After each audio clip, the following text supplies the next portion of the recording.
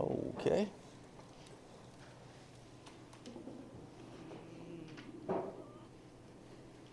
Thank you, ladies. Okay, Jonah chapter 2 today, and the handout has been prepared for you. Does anybody need that handout?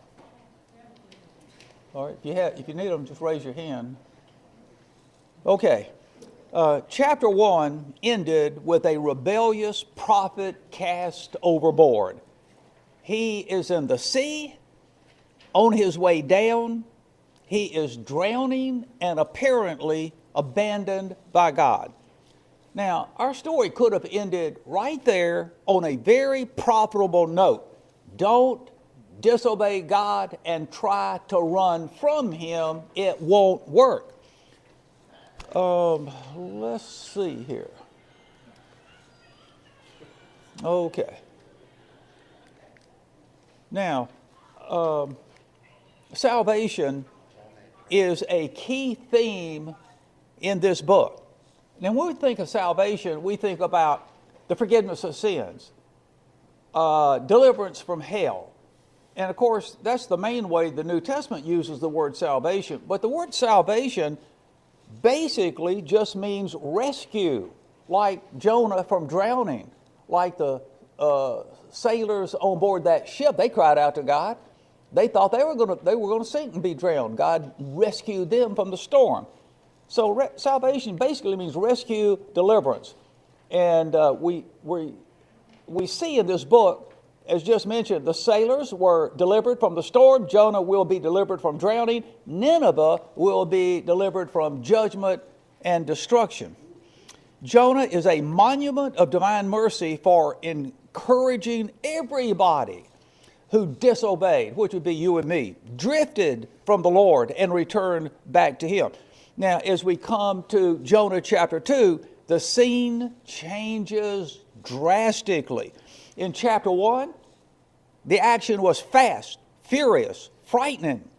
There's disobeying, running from God, a violent storm, panic-stricken sailors, crying out to various gods, tossing cargo overboard, tossing Jonah overboard. But in chapter 2, all that chaos is followed by total, eerie silence.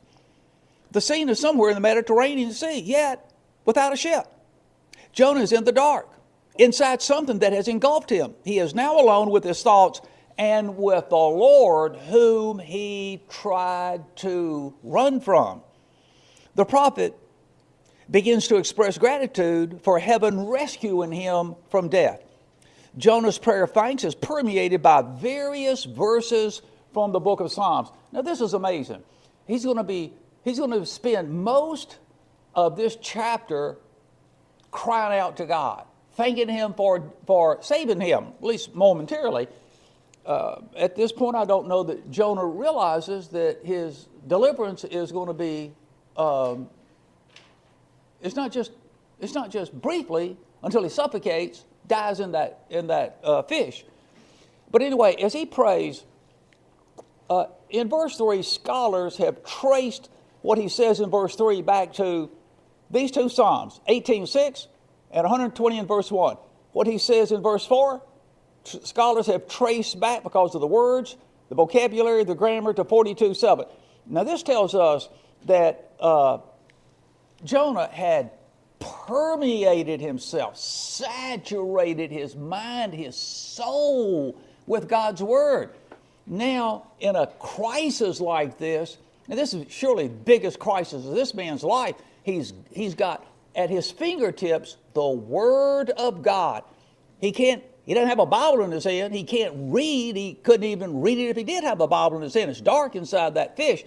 He's got the Word of God right here where he needs it.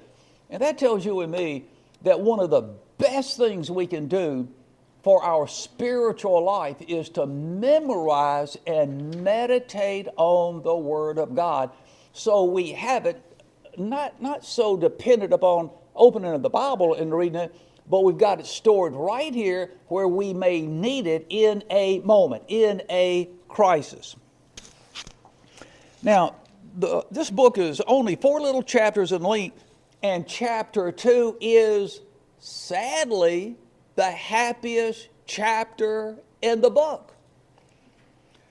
I want to sum up chapter 2 in one sentence. Here it is. The prophet prayerfully praises God for delivering him from disobedience and death.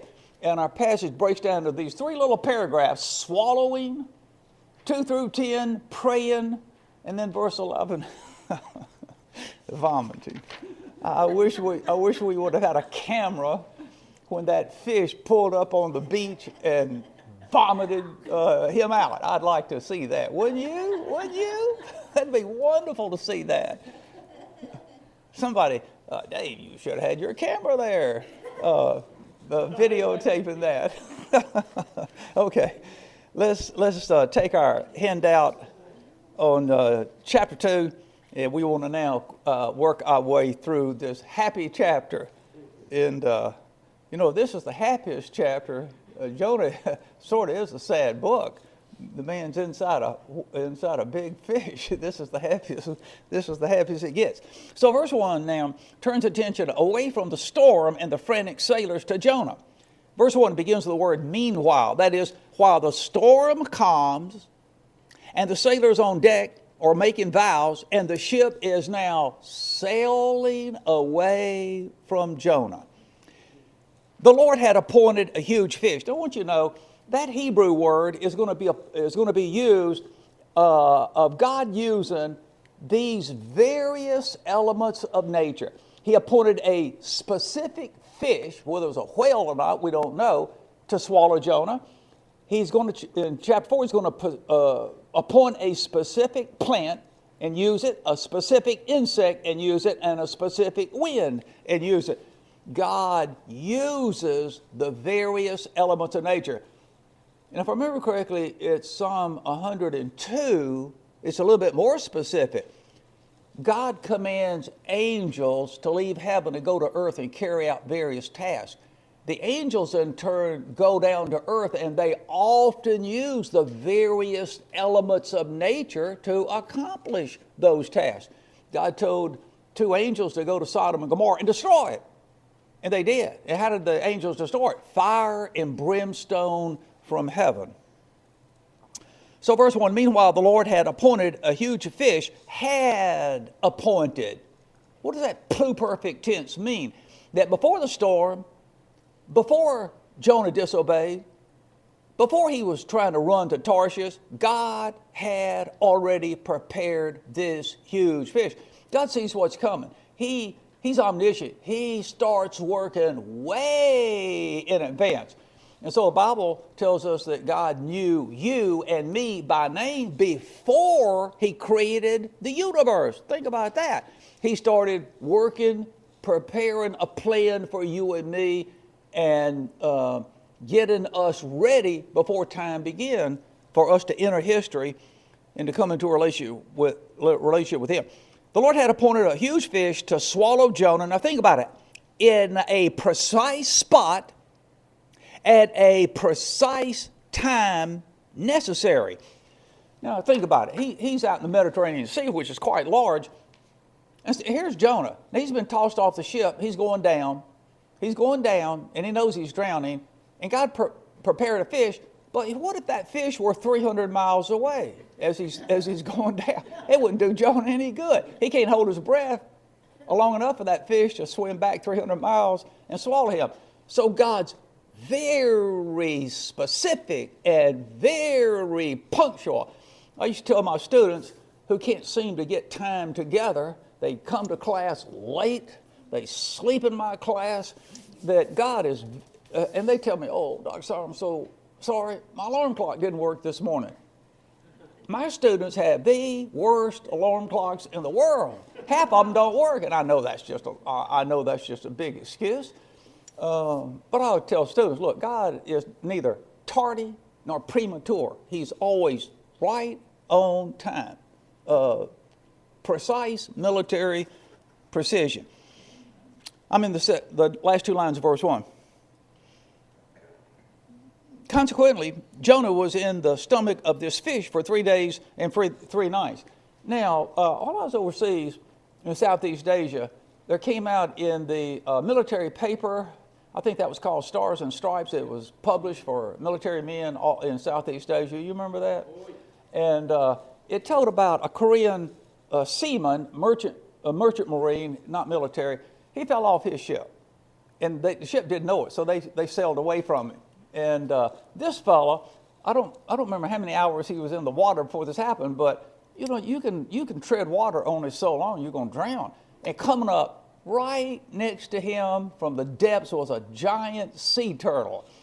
And so he lashed onto the back of that sea turtle, and this guy must have been a Christian. That sea turtle allowed that sailor to ride his back for 18 hours. And then a ship came by, and they looked down, and they saw a man on the back of a turtle. So they figured he needs to be rescued. They stopped the ship. They took him off the back of the turtle. Let's see. In World War II, now a German sailor. This guy must have been a Christian. I don't know. I don't remember the details there. Why he was out in the middle of the ocean all by himself. Maybe he fell off his ship. Maybe his ship sunk. I don't remember. But anyway, this guy was out in the middle of nowhere. And he treaded water as long as he could. This man didn't want to die. And he said to himself, I just can't go on anymore. So he gave up, and he started slipping down beneath the surface to die. And then he thought as he's going down, no, I think maybe I can tread water a little longer. So he comes back up, and he treads water, he swims, and then he's so exhausted, he says, this is it. I just can't go on anymore. So he gives up. He starts going down below the surface. He's going to drown. As he's going down, he thinks, well, now, wait a minute. Maybe I've got a little more strength left, and maybe I can survive. So he goes back up to the surface. Now, the third time he goes up, he swims as much as he can. Now he's done, and he knows he's done. So he thinks, all right, this is it. I just can't go on anymore. I don't have any choice. So he's just about to start going down, and coming up right next to him was a German U-boat, a German submarine. They pop the hatch and look over there, and they speak to him. He speaks German back. Lo and behold, the captain realized this is one of our sailors. They pluck him out. He must have been a Christian. Now, my favorite fella is this one right here. You remember him? Yeah. She used to take care of him as an old man. Now, Tommy Burgess was a sailor in World War II, and I don't remember. Now, he told me why he was out in the middle of the ocean by himself. I think maybe his ship sunk, and he was the sole survivor. If it wasn't that, he just fell off, and they didn't know it. But he was out in the middle of the ocean by himself, and Tommy says, a big wave picked me up and took me way up in the air. Now, when I was on top of that wave, I saw a U.S. warship sailing this way. And so when I came down, I thought, now if I can just swim as fast as I can, and if I can get to where that ship's going to cross, if I can get there, I'll shout at him and wave my arms, and maybe somebody on deck will see me. So he swam as fast as he could. He did it. He got there just before that ship went way beyond. And so he started yelling and hollering, and sure enough, some guys on deck saw him. They stopped the ship, and they threw a rope down and said, hang on to this rope, we'll pull you up. And he told me, he said, my arms were so exhausted from swimming, I could not hold that rope. So a bunch of them jumped down off the deck, and they got hold of him, and they took him up. Now, I asked him, he was 19 years old. I said, when you were out in that ocean, were you worried about a shark killing you? No. Were you worried about drowning? No. It never occurred to me I was going to die. 19 years old. That's why the military likes 19-year-olds. They think indestructible. They don't think anything's going to happen to them. And so when Sue was taking care of him one day, she said, Tommy, get your swimming trunks on. I'm going to take you swimming to the swimming pool. He said, I'm not going. He said, I've had enough water to last me for the next 5 lifetimes.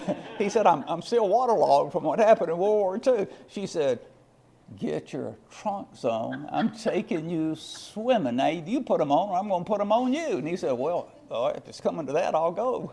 And so she took him swimming. That was the first time he had been in water, except for the bathtub and a shower. That was the first time he had been in the water since World War II. You remember doing that? Well, it was a healing thing for him. It really was. I guess I maybe. just held his head and he just rested on the water. And I got him in the hot tub. He had an easier time then than when he did that by himself. So verse 1 ends by saying, Jonah was in the stomach of the fish for 3 days and 3 nights. Now Jesus picks up on this, and he says, as Jonah was 3 days and 3 nights in the belly of the sea monster, so shall the Son of Man be 3 days and 3 nights in the heart of the earth. Jesus speaks like this is historical fact, that it really happened. But, you know, a lot of people don't believe that Jonah was swallowed by a huge fish. Now, in February of 1891, there was a British ship called the Star of the East. It was a whaler. They went out and looked for whales to kill, chop up, and get all that oil and blubber. And they were by the Falkland Islands, right off the coast of Argentina. And James Bartley, now I want to read part of this to you. In February 1891, the whale ship Star of the East was in the vicinity of the Falkland Islands, and the lookout sighted a large sperm whale 3 miles away. 2 boats were lowered, and in a short time, one of the harpooners was enabled to spear the fish. The second boat attacked the whale, but was upset by a lash of its tail, and the men were thrown into the sea, one being drowned, and another, James Bartley, having disappeared, could not be found. The whale was killed, and in a few hours, the great body was lying by the ship's side, down in the water, and the crew busy with axes and spades removing the blubber. They worked all day and part of the night. The next day, they attached some tackle to the stomach, which was hoisted on deck. The sailors were startled by spasmodic signs of life, and inside they found the missing sailor doubled up and unconscious. He was laid on the deck and treated to a bath of seawater, which soon revived him, but his mind was not clear, and he was placed in the captain's quarters, where he remained 2 weeks a raving lunatic. He was kindly and carefully treated by the captain and by the officers of the ship, and gradually gained possession of his senses. At the end of the 3rd week, he had entirely recovered from the shock and resumed his duties. During his sojourn in the whale's stomach, Bartley's skin, where exposed to the action of the gastric juice, underwent a striking change. His face, neck, and hands were bleached to a deadly whiteness and took on the appearance of parchment. Bartley affirms that he would have probably have lived inside the fish's stomach until he starved, for he lost his senses through fright and not from a lack of air. Bartley is also said to have explained that after being hurled into the sea, the waters formed about him, evidently from the lashing of the whale's tail. Then he was drawn along into darkness and found himself in a great place where the heat was intense. In the dark, he felt around for an exit and found only slimy walls around him. Then the awful truth rushed into his mind, and he became unconscious until the seawater bath revived him on the ship's deck. Now, the Daily Mail, which is a British newspaper, records on December the 14th, 1928, Mr. G.H. Hen, a resident of Birmingham, England, gave the following testimony. My own experience was in Birmingham about 25 years ago when the carcass of a whale was displayed for a week on a vacant land in Navigation Street outside New Street Station. I was one of the 12 men who went into its mouth, passed through its throat, and moved about in what was equivalent to a fair-sized room. Its throat was large enough to serve as a door. Obviously, it'd be quite easy for a whale of this kind to swallow a man. So I think that this, and you know, just maybe 3 months ago on my cell phone, there was a woman, I think in Hawaii, who ended up in the mouth of a whale. Now, she didn't stay there. Somehow she got out, but she was just really disturbed, petrified over what happened. She could have been swallowed and taken under. Somehow she ended up in his mouth, and he let her get out. But she was really shaken by that. So I do believe that what Scripture records here is historical fact. Now, what was the prophet doing for these 3 days? Verse 2, then, now think about the word then. He's in trouble. He knows either God's going to save him or he's going to stay in that in that fish and die. Then Jonah prayed to the Lord, his God. He had turned from God, but God had not turned from him. The Lord still called his God. Jonah prayed to the Lord from the stomach of the fish. Now, we have a figure of speech here called katabasis. Katabasis is the Greek word which means a spiral downward. It starts in northern Israel where Jonah disobeyed God. Then he travels south. He goes down geographically to the seaport of Joppa. He gets on a ship, and it says he went below deck, so he's going down. And then the sailors threw him in the sea, and he's going into the sea. He goes to the bottom of the sea, and he's going to end up, here is the lowest point in his life. He is now in the fish's belly. So he prayed to the Lord his God from the stomach of the fish. What's he praying for? Help. Now here's what Paul says. I want men everywhere to pray.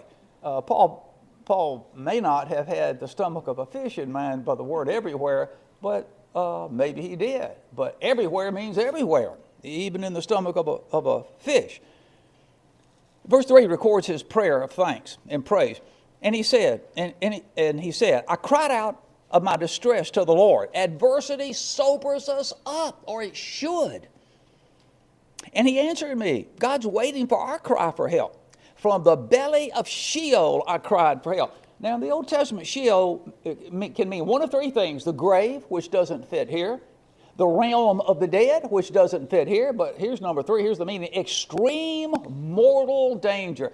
At least for the moment Jonah's been saved. He doesn't know he's going to get out of that. There are probably people in history that have been swallowed by big fish. We don't know about them, but they never got out. That's probably why we don't know about them. From the belly of Sheol I cried for help. He's at the worst point in his life right here. You responded to my voice. Now, I really commend you to read Isabel Kuhn. It's a wonderful book. If you read it, you'll enjoy it. But she went to university. This was back in the 1920s as a Christian. And she lost her faith because her professors attacked the Bible. They ridiculed Christianity. So she thought, well, Christianity must not be true. And so she just began to spiral downward into deep depression. And she started to take her life. And the only reason she didn't take her life is she said, if I kill myself, it will hurt my dad. He'll never get over that. That was the only reason she didn't take her life. And she was just so unhappy. And she just began to cry out to God and say, I used to believe you exist. I don't now, but maybe you do. But if you do exist, would you please reveal yourself to me? And that's why the name of the book is By Searching. She's searching for God. And God began to reveal himself in wonderful ways that convinced her that God did exist. This woman became a missionary. She went to Moody Bible Institute in the 1930s and then went to China, where she had an incredibly fruitful ministry. This book was so good I read it one day. Then I went out and got the other 9 books that she wrote. Now, verse 4 gives a reason why Jonah cried for help. For you had cast me into the deep blue sea, into the ocean depths, so that the current engulfed me. Now, notice the word you. Jonah says to God, you're the one who cast me there. Well, strictly speaking, it wasn't God who cast him there. It was the sailors on board who did it. But this is what scholars call the hidden hand of God. As in Psalm 105, God sent a man before them. Joseph was sold as a slave. Okay, so remember, we're talking about Jonah, who his brothers hated. They threw him into a pit. We're going to let him starve. Then they thought, well, no, don't let him starve. Let's sell him to this caravan. We can make a little money and get rid of him. Took him down to Egypt. He's thrown in prison, but eventually he ended up, by the providence of God, as the vice president, one of the rulers in Egypt. He saved that country from famine.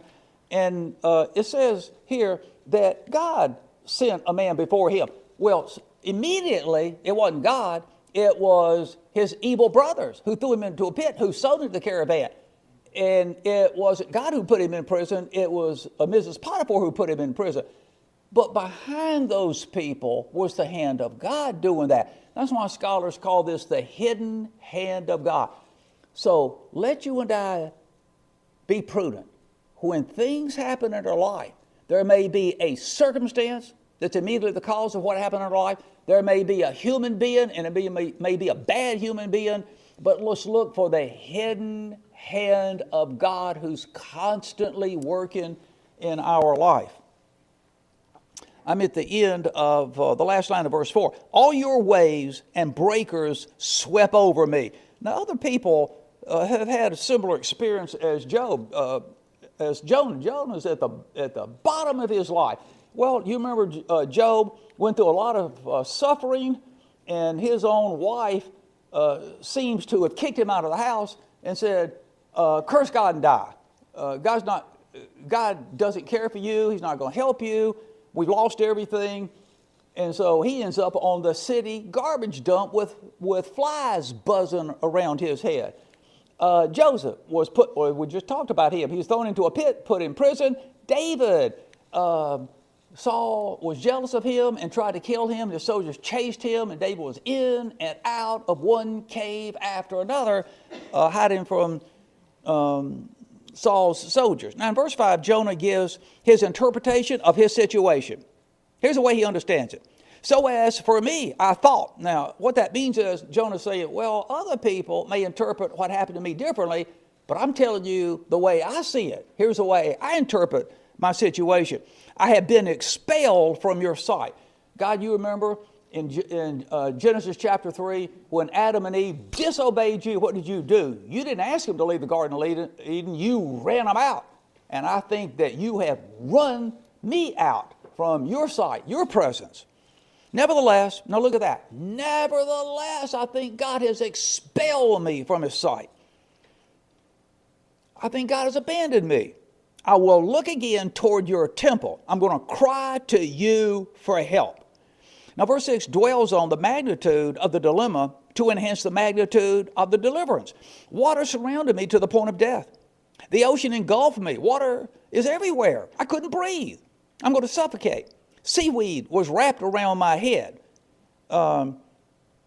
He was entangled in seaweed. Verse 7 continues describing Jonah's plight. I sank down to the very bottom. And again, see, here we have katabasis. Jonah has, since he disobeyed God, he's been in a spiral downward. We would say he's been on the slippery slope. Now, the problem is we need to stay away from the slippery slope, because once we get on that slippery slope, we don't know how far down we're going to go. Now, we on the way down, like Jonah, we may reverse course by repentance and go back to the Lord, but there are some people who get on that slippery slope and they don't ever return to the Lord. They go down, down, down, and they crash. So many of my students, not so many, but too many of my students have done that. I sank down, verse 7, to the very bottom. The bars of earth closed behind me forever. In other words, the door shut to the land of the living. I didn't think I had a chance to survive. But you, here's God's mercy. But you, O Lord my God, brought me up alive from the pit. At least temporarily you kept me from drowning. I'm inside something, probably a big fish. At least I'm alive right now. Now, I mentioned this fellow to you before, Larry Williams. He was a classmate of mine at Dallas Seminary, and he was in the U.S. Air Force and stationed down at Keesler Air Force Base in Biloxi, Mississippi, right on the Gulf Coast. He's one of 3 triplets, and he had one of those triplets, a brother. He and Larry were assigned together in the Air Force at Keesler down in Biloxi, Mississippi. And so Larry and his brother went fishing. They're standing on the beach of the Gulf of Mexico, catching a lot of fish. And then all of a sudden, for 30 minutes, not a bite. And Larry said, we should have realized there was a shark out there scaring the fish off, but we didn't think about the shark. And my brother said, look, looks like about 30 yards out there is a sandbar. Why don't we swim out there? Maybe we'll get some bites out there. Well, they got a bite all right. And so they took the fish, the string of fish they caught, Larry did, and he tied it around his waist. Now, the fish are bleeding. Sharks can smell blood, a drop of blood in the water for a long way off. And Larry's swimming out there with his brother, and his brother's a little ahead of him, and is Larry's swimming behind him, and he said, just like that, something powerful took me under the water. I didn't see it, but I knew what it was. It was a shark. And it took me down, down, down, and my back ended up on the bottom of the sea, and I could look up, and through the clear water, I could see the blue sky. And then the shark came up toward the surface and started across that sandbar, which his brother was now on. His brother looked behind him. Here comes Larry, like on skis, being dragged by a huge shark that was visible now because the shark's on the surface. And his brother takes a hold of that string of fish, the cord that he's got the string of fish on, trying to hold the shark back, and Larry shouted to his brother, let go and save yourself. And the brother let go. And the shark dragged him across the sandbar, and Larry said, I saw coming up dark blue water, deep. And I knew that shark was going to take me out there and drown me and maybe eat me. And he said, I knew in just a moment I was going to be looking Jesus in the face. In one sense, I didn't feel too bad about the situation, but on the other hand, I did feel bad about it. And he said, when the shark got me up to the sandbar, he let go. Because by that time, he had cleaned off the string of fish that was on that cord tied around his waist. And so when they went back to shore, they told a man what happened, and the man said, I don't believe you. And Larry lifted up his shirt, and there was a deep red burn around his waist that was made by the cord of fish being dragged and pulled by that shark. So Larry was mercifully saved by the Lord. At verse 8 identifies the moment when Jonah cried out to God. As my life was slipping away, he's drowning. The Lord, I remembered. Consequently, my prayer reached you in your holy temple. That's sort of like the thief on the cross. You know, the thief on the cross cut it pretty short to the end of his life to cry out to God. Now, verse 9 contrasts the lot of those who worship other gods. Those who worship, this is what Jonah says, those who worship literally the vapor of emptiness. Now, he's talking about idols. What are idols? They're nothing. There's no substance to them. Those who worship idols forfeit the grace, that means the help of God, the blessings of God that could be theirs. And he had an idol. What was his idol? Nationalism. He loved his country so much, which is commendable. We should all love our country. It's just that he put his country over God. And one of my girls at Moody, she said, here was my life. Jesus was first in my life, and I got a boyfriend, and at first my boyfriend was beneath Jesus in priority of my life. And my boyfriend became so important to me, I put him over the Lord, and then I started losing my joy. And I realized my boyfriend meant more to me than God did. So I undid it and put the Lord back on top, and my joy slowly returned to me. And so Jonah says, those who worship idols forfeit the grace, the help, the blessings that could be theirs. Idols don't help, God does. Verse 10 concludes and climaxes Jonah's prayer of praise. But as for me, now in contrast, that means as for me, in contrast to those in verse 9 that worship idols, with loud thanksgiving I will sacrifice to you. I'm going to offer some tangible sacrifice, accompanied with thanks. What I have vowed, I will carry out. And I don't know what his vow was, but I can suggest something. You told me to go to Nineveh. Oh, Lord, you get me out of this well, and I'll go. I will carry it out. And so he has something in common with these sailors. Both Jonah and the sailors were in peril from the sea. They were in danger of losing their life. All of them, the sailors and Jonah, cried out to God. All of them, Jonah and the sailors were delivered by God and spared. All of them, Jonah and the sailors, made vows to God. And he ends by verse 10 by saying, salvation, rescue, deliverance belongs to the Lord. I like that. Salvation belongs to the Lord. Now, this man I've mentioned him one time before. In fact, on the introduction to Jonah, he was a multiple adulterer. He had a really fine wife, Judy. He didn't appreciate her. He was an electrician. He was electrocuted one day. The charge was so great, it severed him, his hand from the wire, and he said, that's why I survived. And so he was a member of Sue's church. And after that, he came right up here in front of the pulpit one Sunday morning, worship service, and told everybody what happened that week. And he said, you guys, the pastor had been warning me I need to stop running around with other women. And it went in one ear and out the other. And this week, I was almost electrocuted. And I know God spared me. And I also know that God was warning me, if I don't quit, that next time I may not survive.